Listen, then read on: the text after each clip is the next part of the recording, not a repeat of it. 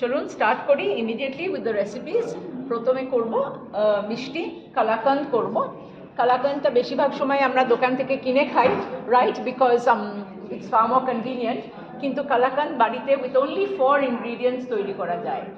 Nice fresh tasty kalakand, and we are going to use Nestle Milkmaid for this. Ingredients হচ্ছে 1 tin of Milkmaid, তারপরে লাগবে 500 grams of ছানা ও পনির, anything. ছানা যদি হয় তাহলে একটু টাইট যেন হয় ছানাটা, ওই জলটাকে ভালো করে একটু বের করে নেবেন।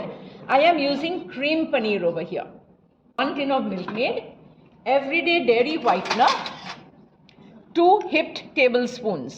এভরিডে ডেয়ারি হোয়াইটনারটা আমি ছড়িয়ে দিলাম ওভার দ্য গ্রেটেড পনির, একটু বেশি আছে দিয়ে দিলাম, নট আ প্রবলেম। অ্যান্ড একটু এলাচের গুঁড়ো। বাস, these are the 4 ingredients that we need to prepare kalakand।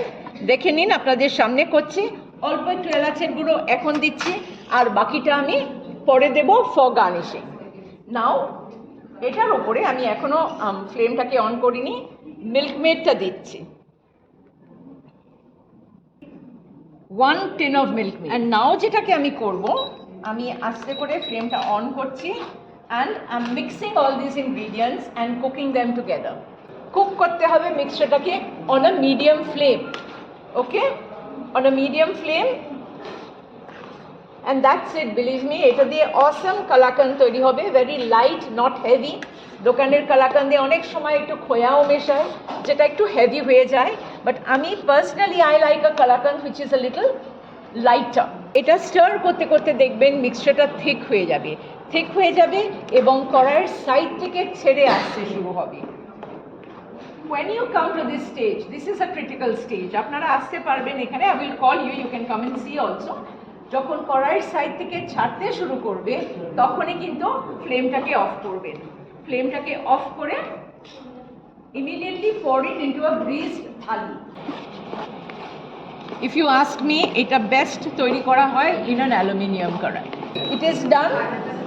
আপনারা যদি দেখতে চান দেখুন, you can see it has left the sides of the কড়াই। আমি বেশি খোলাতে পারছি না বিকজ তাহলে পড়ে যাবে। দেখুন একদম সুন্দর করে চলে এলো। নাও এটাকে আমরা স্মুদেন করব। একটা স্টিল ট্রেতে অল্প একটু ঘি লাগিয়ে রাখবেন, অ্যান্ড বাকি যে এলাচের গুঁড়োটা আছে সেটাকে আমি ছড়িয়ে দিচ্ছি।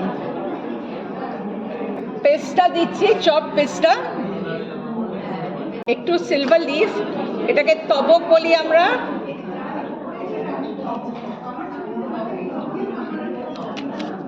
So ladies, একটু attention please, the kalakand is ready, and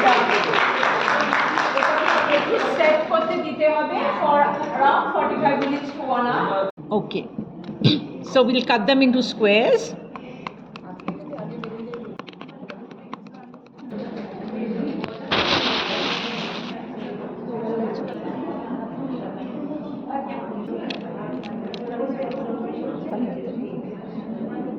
চাপ আছে।